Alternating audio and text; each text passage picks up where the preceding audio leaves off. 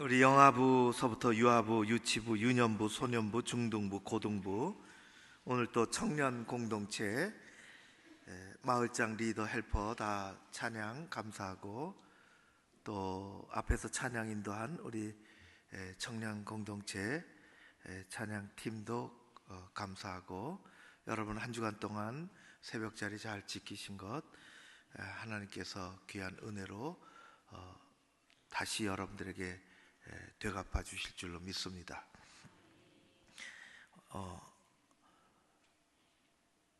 요일적으로 하면 이렇게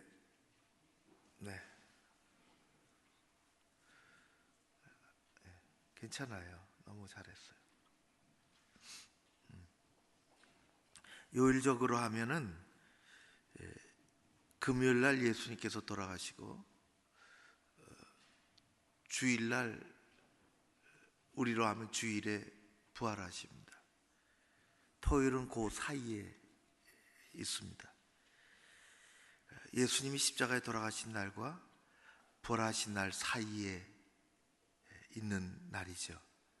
그 사이에 일어난 일입니다. 그 사이가 아주 아무 일도 없는 것 같이 그래 있지만은 정말 가만히 묵상해 보면 무슨 일이 일어나고 있습니다. 오늘 주로 나온 사람은 아리마대 요셉입니다. 그가 어떤 사람인지,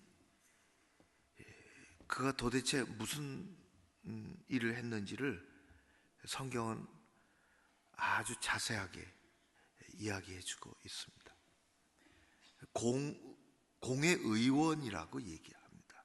공회 의원. 당시 이스라엘에서는 최고의 기관이 하나 있는데, 그것이 공회라는 것입니다. 원래 말로 하면은 산헤드린이라고 부르죠. 공회입니다. 그 인원은 71명으로 되어 있습니다. 전국에 내노라는 제사장, 또 서기관 다 그렇게 되는 건 아니죠. 또 거기에는 이 바리새인, 사두개인의 일부도 있고, 전국에 내노라는 인물 70명으로 구성된 명실상부한, 71명으로 구성된 명실상부한 이스라엘의 당시 최고 법정 역할도 하고, 죽일 수 있는, 한 사람을 죽일 수 있는 종교적인 재판을 해서 최고의 기관이라고 할 수 있습니다. 71명의 그 한 명은 그때의 대제사장이 의장이 되고, 공회 의원이 70명이 있습니다.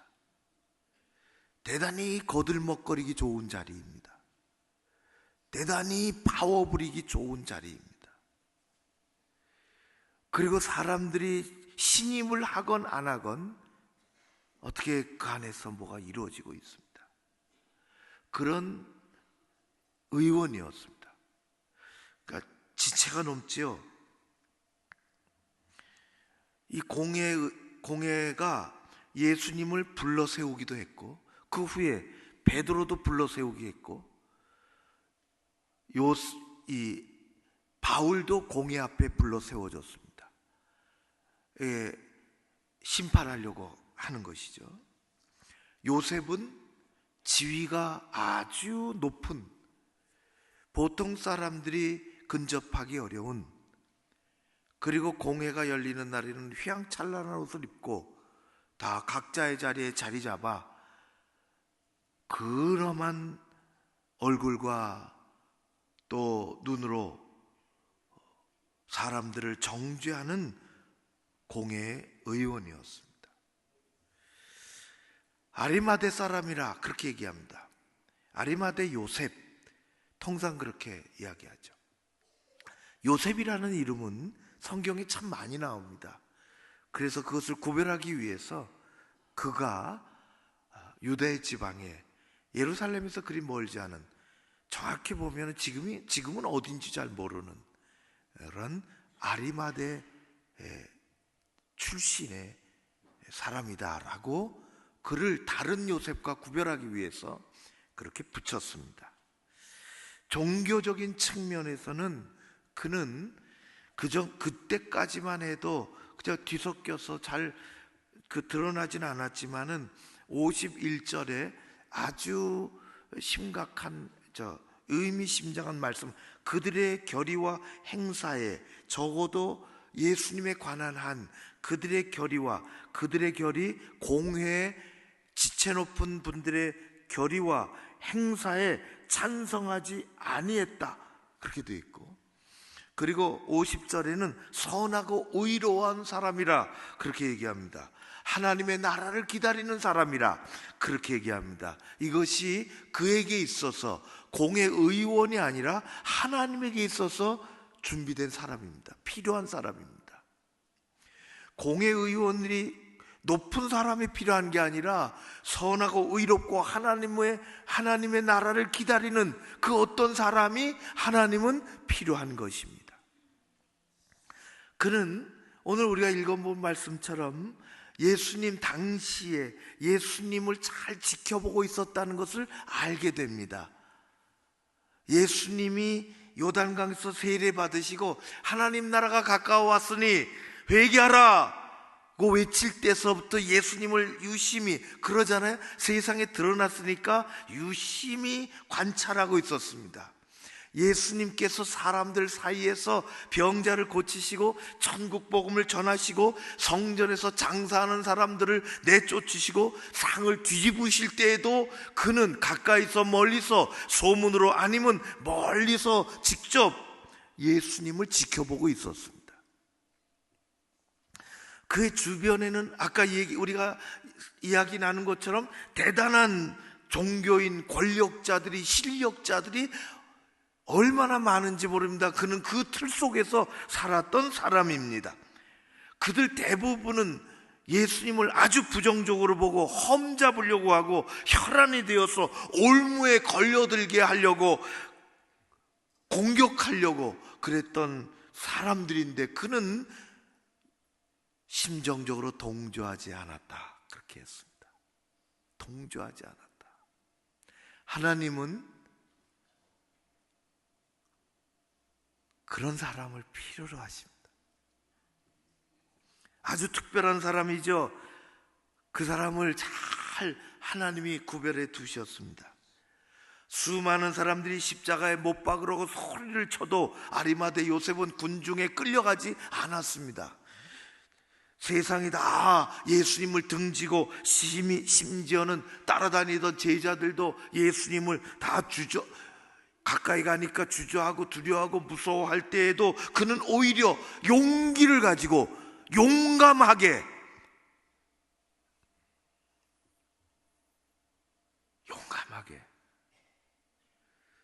참 마음이 찡합니다. 그의 직분을 보면 그렇습니다. 그는 대단히 높은 사람이었는데, 그리고 그 그룹이라는 것이 있는데 용감하게 용기 내서 예수님을 자기가 준비한 무덤에 모시려고 했습니다. 그것은 그래서 총독에게 가서 시체를 달라고 했죠. 동료에게 비난받을 그런 일입니다. 그리고 오해받을 수도 있습니다. 그러나 그런 것 염려하지 않았습니다. 공회원이라는 자리에 어떤 불이익이 올 수도 있습니다. 후에 어떻게 됐는지 모르겠어요. 심히 불이익을 받으며 따돌림을 받으며 살았을지도 모를 일이죠. 여전히 공회원으로 죽기 전까지 활동을 했어야 될 텐데 생각해 보세요. 그러지 않겠습니까? 이런 경우 우리는 그렇게 높은 자리가 올라간 적은 없지만은 우리 주변에서 얼마든지 일어날 수 있는 일입니다. 내 자리가 조금 어떻게 될까봐, 조금이라도 뭐 손해가 올까봐 회피하지는 않았는지, 뒷걸음질치지 않았는지, 회중 속에, 다수 속에 숨지는 않았는지 우리는 잘 살펴봐야 합니다. 우리 자신을. 하나님은 아리마대 요셉을 쓰셨습니다. 하나님이 필요한 사람은 그런 사람입니다. 오늘 말씀이 부활을 준비하라입니다. 부활을 준비하라. 가만히 보면 하나님은 꽁무니 빼고 눈치 보고 그런 사람의 진정한 일꾼을 준비하십니다. 하나님은 준비하십니다. 오늘 말씀 읽은 거 보면 준비라는 단어가 2번 나옵니다. 준비다. 오늘은 준비일이라 그렇게 나오죠. 오늘은 준비일이라. 우리의 개념으로 하면은 오늘이 준비일입니다. 보통 우리 새벽 기도 늘 나오시는 분들은 우리 새벽 기도에 뭘 기도하는 줄 아시잖아요. 토요일이면 반드시 새벽 기도에 늘 기도하는 게 있어요. 토요일은 준비하는 날입니다.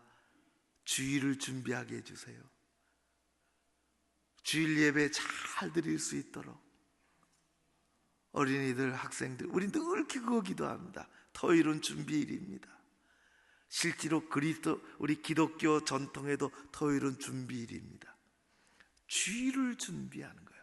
목사만, 전도사만, 꺾어지 하시는 분들만 토요일에 와서 여기 걸레로 닦는 분이 계세요. 무릎 꿇고. 그렇게 준비하는, 그런 사람들만 준비하는, 우리 모두가 주일을 준비하는 거예요. 이스라엘 사람들은 그렇게 했어요. 준비하는 날이에요. 또 다른 준비가 나오죠. 여인들이 준비했습니다. 요셉은 예수님을 위하여 자기 무덤을 준비했으며,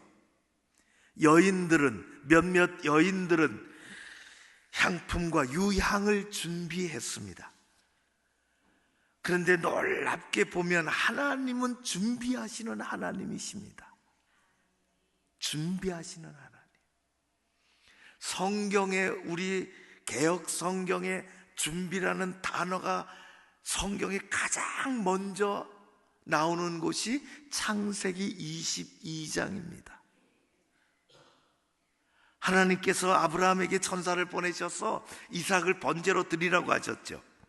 모리아 산으로 가라. 그래서 그는 아들 이삭을 데리고 모리아 산으로 이 3일 길을 갑니다. 아버지 뭐 하시게요?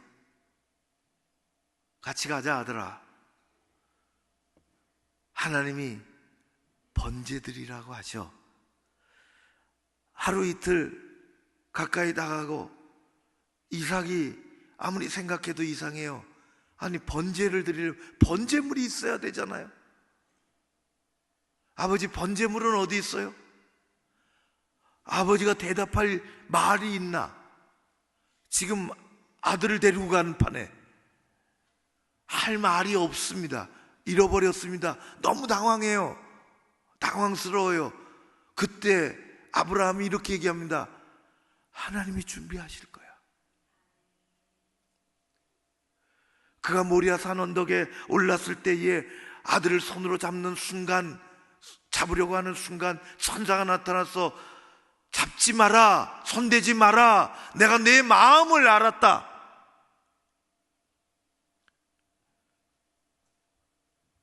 그 순간 옆에서 양의 울음소리가 들리고 뒤돌아보니 양이 나무에 걸려있고 하나님이 준비하신 그 양으로 그런 아들을 손에 놓고 하나님 앞에 제물을 드렸습니다. 그것이 모리아산입니다. 그것이 이스라엘의 성전이 있었던 곳입니다. 그래서 여호와 이레라는 말씀이 나왔죠. 하나님이 준비하신다. 하나님이 준비하신다. 하나님 준비하시는 하나님이십니다. 여러분, 인류 역사상 가장 근본적인 문제는 잘 살고 못 살고 그 문제가 아닙니다. 그건 우리의 현실의 문제예요. 우리가 살아있을 때 문제입니다. 인류 역사상 가장 근본적인 문제는 인간의 죄의 문제입니다. 이것은 사라지지 않습니다. 죄의 문제는 사람이 잘 사느냐 못 사느냐 그 문제가 아닙니다. 그거로 해결될 수가 없습니다. 죄의 문제는 그 사람이 배웠느냐 못 배웠느냐 거기하고는 상관이 없습니다. 그거 가지고 해결되지 않습니다. 죄의 문제는 그가 어디서 태어났느냐, 그가 지금 무엇하고 살아가느냐, 그가 지금 무슨 일을 하느냐, 그거하고 아무런 상관이 없습니다. 그거 가지고 해결될 수가 없습니다. 그 옛날이나 지금이나 마찬가지죠. 인간이 겪고 있는, 우리가 가지고 있는 이 풀 수 없는 죄의 문제, 사망의 문제를 해결하기 위해서 하나님은 성자 예수 그리스도 하나님의 아들을 준비하셨습니다. 우리의 구원을 위하여 하늘 보좌에서 이 땅으로 성자 예수님을 보내실 것을 준비하셨습니다. 참으로 기묘한 방법으로 준비하셨죠. 마치 아브라함에게 이삭을 바치라고 하시고 하나님이 누구도 생각하지 못했던 기묘한 방법으로 제물을 준비하셨던 것처럼, 이 하나님의 그 계획하심을 누가 다 헤아릴 수 있겠습니까? 신앙생활이라는 것은 아직도 우리에게 다 보여지지 않고 펼쳐지지 않는 하나님의 계획하심을 우리가 인정하고 순종하고 따라가는 것입니다. 하나님은 앞으로도 그런 사람을 통해서 준비하신 것을 실행하실 줄로 믿습니다. 이걸 배워나가는 끊임없는 과정이에요.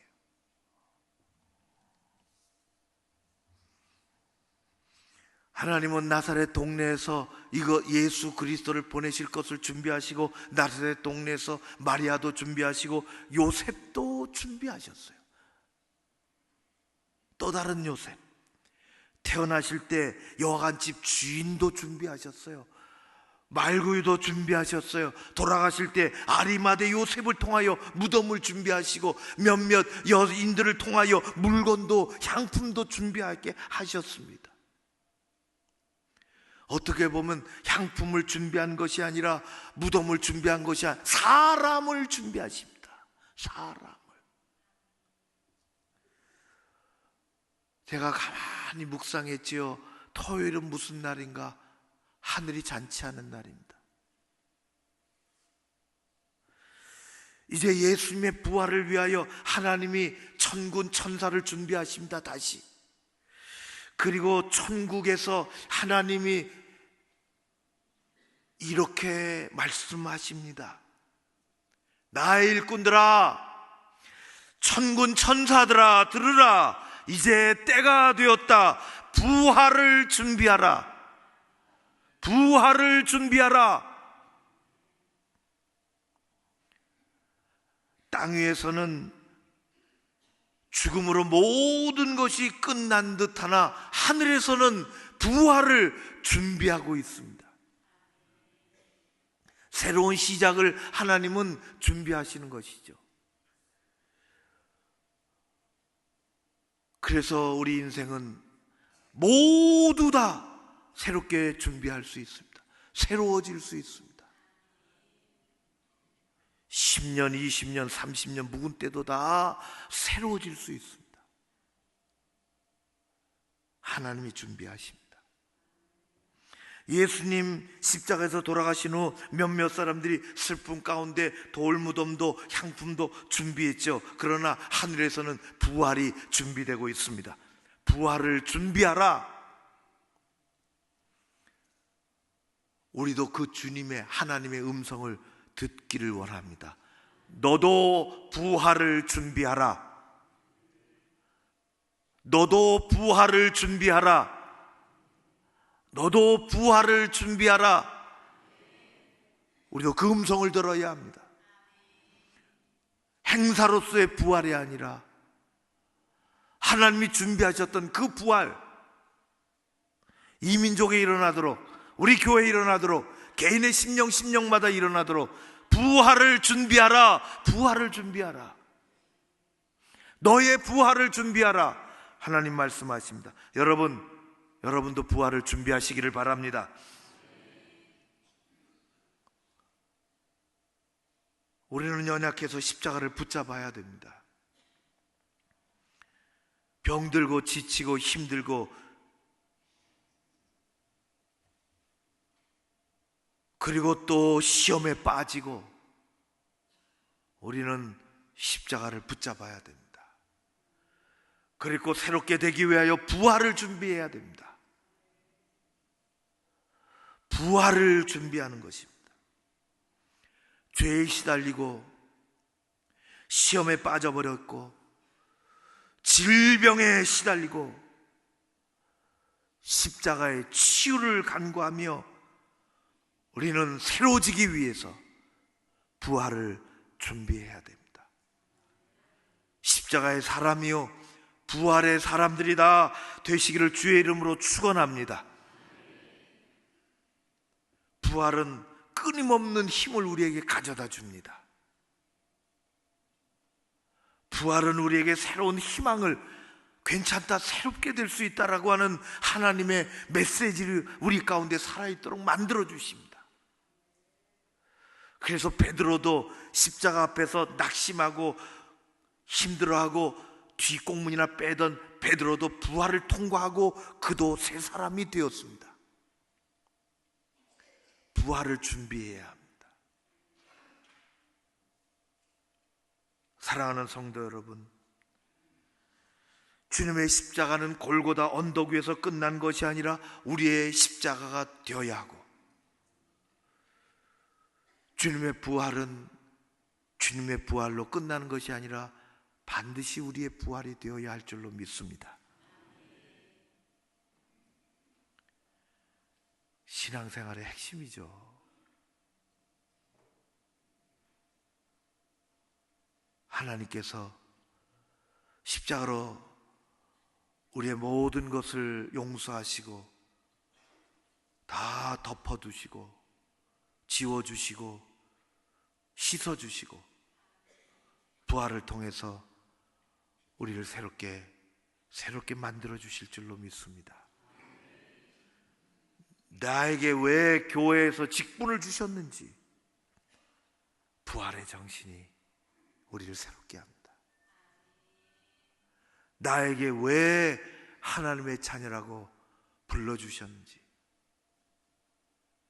십자가 부활로 우리 교회가 더 하나님께 아름답게 쓰임받는 우리 모두가 되어지기를 간절히 축원하고 부활을 준비하는 우리 모두가 되어지기를 간절히 소원합니다. 기도하겠습니다. 골고다 언덕에 예수 그리스도 우리 주님의 십자가, 그것이 내가 의지할 십자가가 되게 하시고 내 병과 내 아픔이 치유될 십자가가 되게 하시고 내 죄가 다 사라질 십자가가 되게 하여 주시옵소서. 나의 주 예수님, 나의 예수님의 부활이 거기서 멈춰지는 것이 아니라 나의 부활이 되기를 소원합니다. 내가 새로워지기를 원합니다. 하나님이 많은 사람들을 통해서 준비하셨던 것처럼, 부활을 준비하셨던 것처럼 나의 삶의 진정한 부활의 준비가 성령으로 말미암아 되어지기를 간절히 소원하오며, 이 자리에 나와 하나님 앞에 찬양드리고 예물드리고 기도하는 모든 주의 백성들 가운데 이 영광된 일들이 일어나게 하여 주시옵소서. 예수님 이름으로 기도하옵나이다. 아멘.